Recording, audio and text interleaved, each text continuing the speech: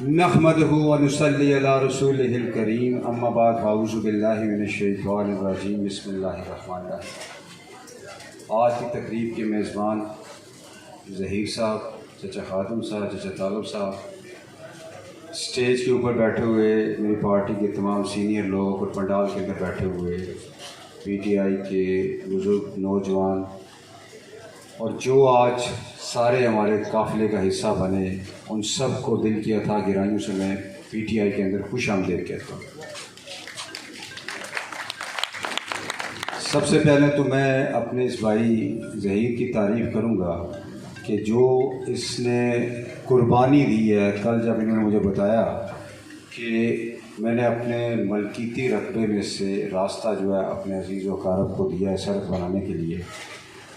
ज़हीर साहब, सियासत या ये इंतखाबात ये आते जाते रहते हैं। मैं ये समझता हूँ आपने नेकी का वो काम किया, ये एक सदका जारिया है, वो आपने आने वाली नस्लों तक आपको इसका अजर अल्लाह की ज़ात देती रही।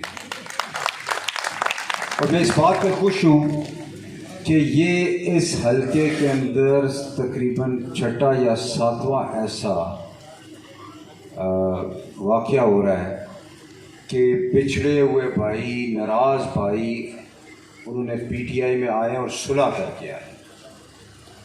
कई जगहों पे रास्ते का मसला आया, उसको हल करके वो सारे मुश्तरका तौर पर PTI के अंदर आए। ये बरकत है, रब की तरफ से है, इसमें मेरा या किसी और तो कोई अमल दखल नहीं है। ये अल्लाह की देन है जो खुसूसी तौर पर PTI के ऊपर हो रही है कि इस हल्के के अंदर लोग राज़ीनामे कर रहे हैं और PTI के अंदर शामिल हो रहे हैं। अल्लाह ताला की बात इसमें मज़ीद बरकत डाले। जैसा कि आप सब जानते हैं कि आज के बाद 5 दिन रह गए हैं कि 2021-25 जुलाई को आज़ाद कश्मीर के अंदर इलेक्शन होने जा रहा है। ये इलेक्शन बुज़ुर्गों, दोस्तों, इंतहाई अहमियत के हामिल इलेक्शन है। ये कोई मामूली नौइयत के इलेक्शन नहीं है। उसकी बड़ी वजह यह है कि इस इलेक्शन के बाद हमें ये लगता है कि इंशाअल्लाह व ताला अज़ीज़ कश्मीर की आज़ादी के दिन करीब है। हम ये समझते हैं कि जो हमारा लीडर, जिसको हम सफ़ीर कश्मीर कहते हैं और जो सच्चा खरा आशिक़ रसूल भी है, उसकी क़यादत में यहाँ पे PTI की हुकूमत की क़यादत में इंशाअल्लाह ताला अज़ीज़ वो वक्त बहुत करीब आ गया है कि मकबूजा कश्मीर के लोगों को भी सुख का चैन मिलेगा, उनको भी आज़ादी का सूरज देखना नसीब हो। आप पाकिस्तान के अंदर देख रहे हैं कि इमरान खान की 22 साला जदोजहद के बाद अल्लाह की ज़ात ने उनको वज़ीर आज़म बनाया, लेकिन उनको ना कौमी असम्बली में सादा अक्सरियत मिली, ना पंजाब असम्बली के अंदर सादा अक्सरियत मिली। उसके बावजूद उन्होंने करप्ट तरीन माफिया के ऊपर हाथ डाला। उन्होंने नवाज शरीफ को जेल में डाला, जरदारी को जेल में डाला और उनके गमाश्तों को, खवारियों को जेल में डाला। अभी इमरान खान के पास सादा अक्सरियत नहीं है। उसके बावजूद मैं आपसे इल्तमास करूंगा कि आप आज़ाद कश्मीर के अंदर PTI को 2/3 अक्सरियत दिलवाएं।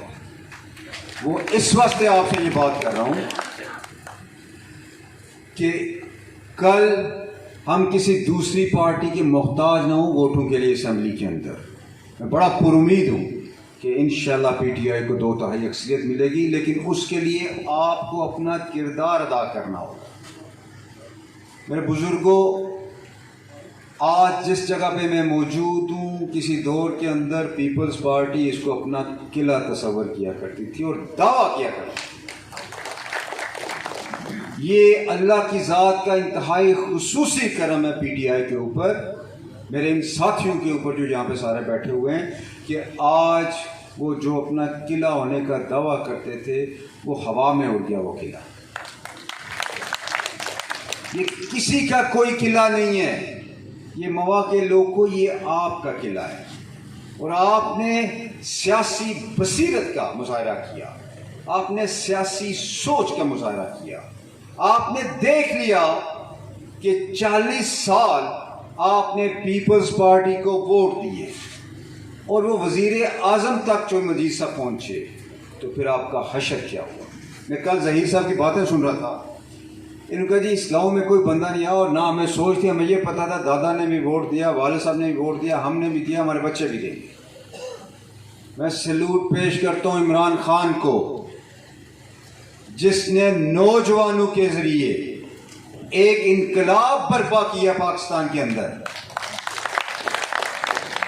उसने ये बताया कि ये 62% पाकिस्तान की आबादी नौजवानों के ऊपर मुश्तमिल है, जो बिल्कुल अपने आप को अलग थलग करके बैठ गई थी सियासत से, जो सियासत को एक इंतहाई गंदा काम समझना शुरू हो गई थी। लेकिन इमरान खान को ये क्रेडिट जाता है कि उसने इस 62% आबादी को मेन स्ट्रीम के अंदर लेके आए और उनको सियासत के अंदर दिलचस्पी दी, जिसका नतीजा ये निकला आज हर नौजवान, हर बच्चा मुल्क की मामलात के अंदर दिलचस्पी लेता है।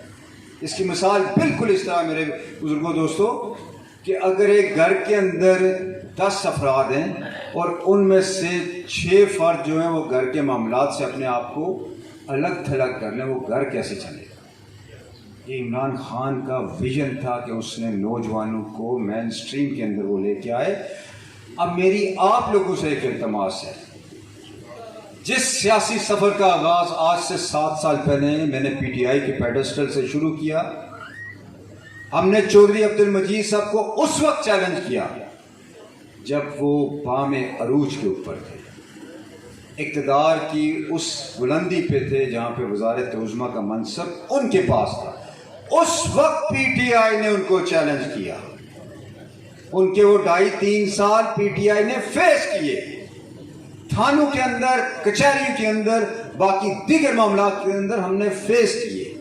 और ये 5 साल हमने नून लीग के और चौधरी अब्दुल मजीद साहब के गठ जोड़ के फेस किए। हमने अपने लोगों का, अपने कारकुनों का, अपने टीम मेंबर्स का हर फोरम के ऊपर तहफ़्फ़ुज़ किया, हमने थानों के अंदर उनका तहफ़्फ़ुज़ किया, हमने कचहरियों के अंदर उनका तहफ़्फ़ुज़ किया। और आज अल्लाह की शान देखें, वो चौधरी अब्दुल मजीद साहब जो अपने आप को नाकाबिले शिकस्त कहते थे, जो अपने आप को नागुज़ीर कहते थे, वो यकीन जानिए वो पहले मरकज़ी क़यादत के पास थे। मरकज़ी क़यादत ने कहा आपको टिकट देंगे, उन्होंने कहा कि मेरी सेहत ठीक नहीं है, आप टिकट मेरा बदल दें, मेरे बेटे को टिकट दे दें। यकीन जानिए मुझे इस बात से मैं पूरी तरह इल्म रखता हूँ इस बात का कि चौधरी साहब ने अपने अजीज़ों से बात की कि मैं इलेक्शन हारने के लिए नहीं लड़ूंगा। फिर उन्होंने अपने बेटे को लॉन्च कर दिया। चौधरी अब्दुल मजीद साहब आपके तेवर देख चुके थे। चौधरी अब्दुल मजीद साहब को ये पता लग चुका था कि गुलाम रसूल अवामी साहब जैसी शख्सियत उनको छोड़ने जा रही है, सेठ फारूक साहब उनको छोड़ने जा रहे हैं, चौधरी मुश्ताक साहब साहब एडमिनिस्ट्रेटर जिला कौंसिल को छोड़ने जा रहे हैं। उन्हें ये समझ लग चुकी थी कि जे चौधरी तालब जैसे मोतबर शख्स पीटीआई में शामिल होने जा रहे हैं। ये सब बातें वो देख चुके थे, उन्हें समझ लग चुकी थी। उन्होंने इलेक्शन से फरार इख्तियार किया है। मेरे दिल की शदीद ख्वाहिश थी कि चौधरी साहब इलेक्शन खुद लड़ते, क्योंकि वो अपने आप को नागुज़ीर कहते थे, अपने आप को नाकाबिले शिकस्त कहते थे। ये मेरे अल्लाह का एक निज़ाम है, वो किसी को इस दुनिया के अंदर नागुज़ीर नहीं बनने देता, किसी को नाकाबिले शिकस्त नहीं बनने देता।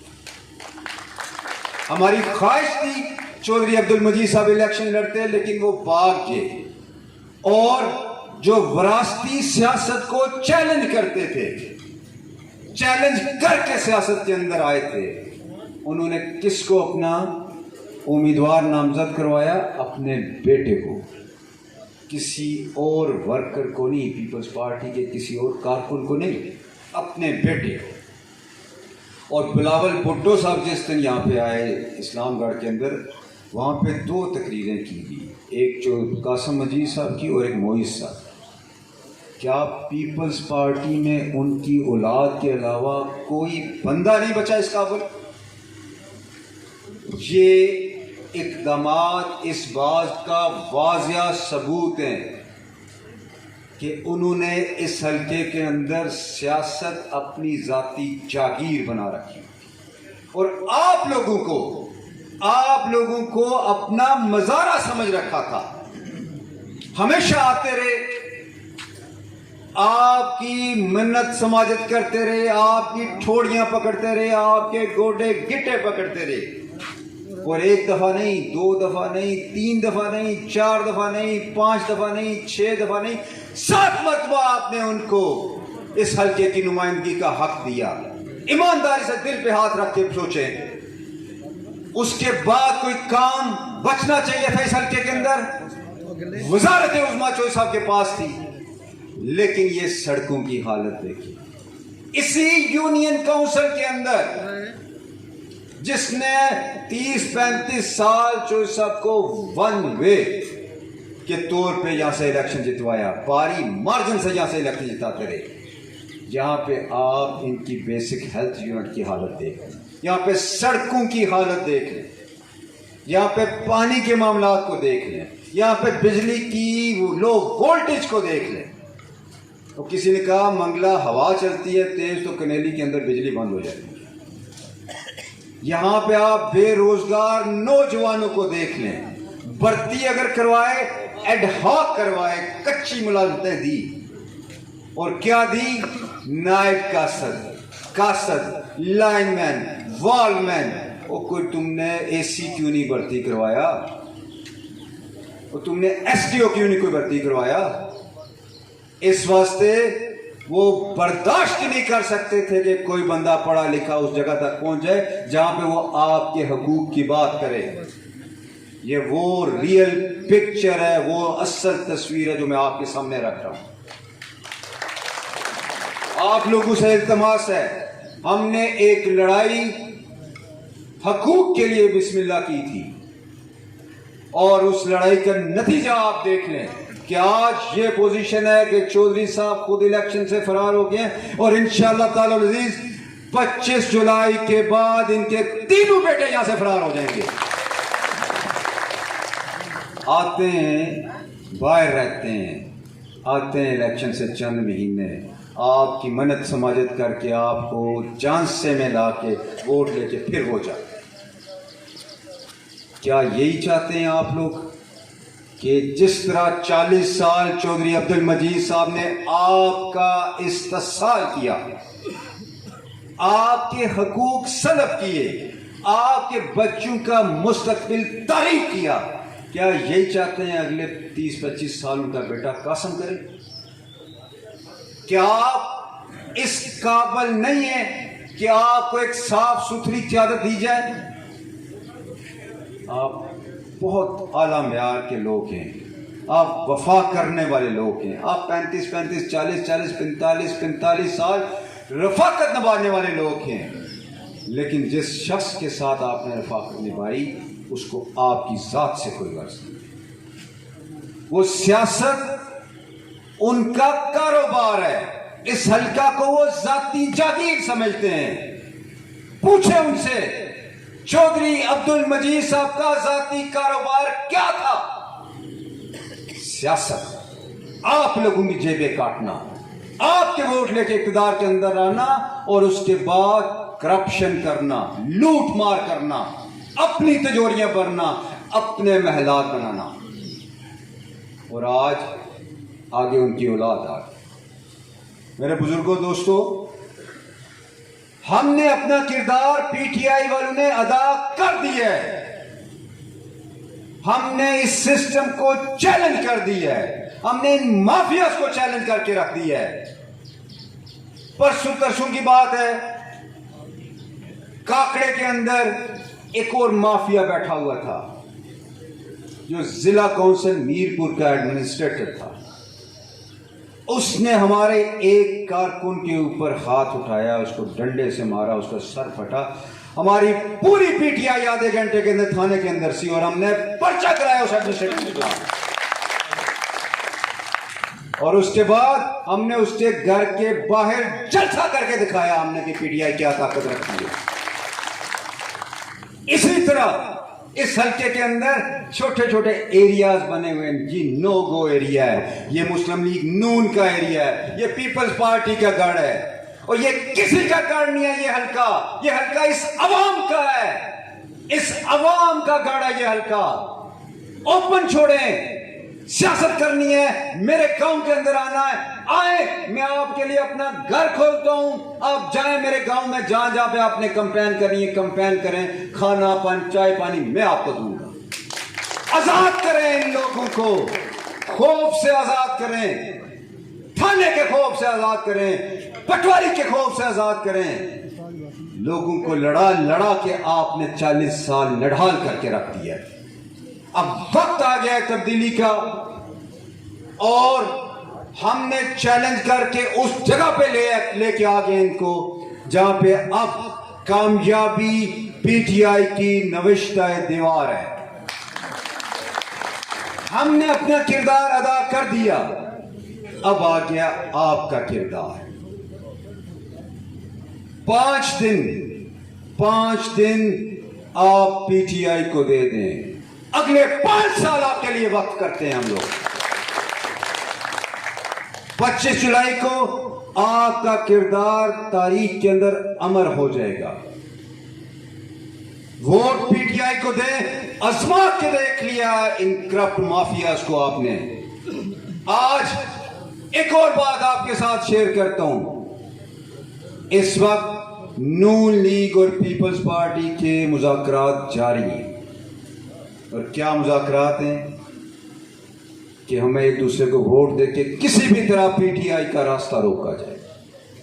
उसके साथ साथ ये तैयारियां जारी हैं कि ईद के दिनों में आप लोगों से आपके शनाख्ती कार्ड खरीद लिए जाएं। ये क्या समझते हैं इस हल्के के अवाम को? बाज़मीर लोग बैठे हुए हैं यहां पे, कोई माई कलाल इनको खरीद नहीं सकता। इंशाअल्लाह 26 जुलाई का सूरज पीटीआई की फतह की नवीद लेके तुलू होगा इंशाअल्लाह ताला। आप लोगों से गुजारिश है, 25 जुलाई को खुद भी, अपनी फैमिलीज को भी, अपने दोस्त अहबाब को भी, उन सारों को लेके पोलिंग स्टेशन के ऊपर आए, वोट पोल करें और पैरा दें। शाम तक आप पैरा दें, रिजल्ट लेने तक आप पैरा दें। इंशाअल्लाह इस कनेली के दफ्तर में आपका इस्तकबाल मैं खुद करूंगा इंशाअल्लाह। आखिर में तमाम दोस्त बुजुर्ग जो आज हमारे साथ शामिल हुए, हमारी हौसला अफजाई की, हमारा मान बढ़ाया, मैं उन सब का दिल की अथाह गहराइयों से शुक्रिया अदा करता हूं। और ये यकीन दिलाता हूं कि जैसा कि मैं कह रहा हूं अब कि आपके मसाइल आपकी तहलीज़ के ऊपर हल करेंगे। कैसे? इलेक्शन जीतने के बाद, गवर्नमेंट बनने के बाद, इसी कनेली के अंदर, इसी मवा के अंदर, इसी दफ्तर के अंदर हम बैठेंगे और तमाम महकमों के सरबराहान बैठेंगे, आपके मसाइल को सामने आपके सुनेंगे और फौरी हल हम करेंगे। हम बताएंगे इसको, हम बताएंगे इंतजामिया को कि खिदमत कैसे की जाती है, हम बताएंगे कि दहलीज के ऊपर आके लोगों के मसाइल कैसे हल किए जाते हैं। कमर बस्ता हो जाएं, तैयारी पकड़ें, ये 5 दिन पीटीआई को दें, अगले 5 साल हम आपको देते हैं। अल्लाह हम सबका हामी नासुर हो। वस्सलाम।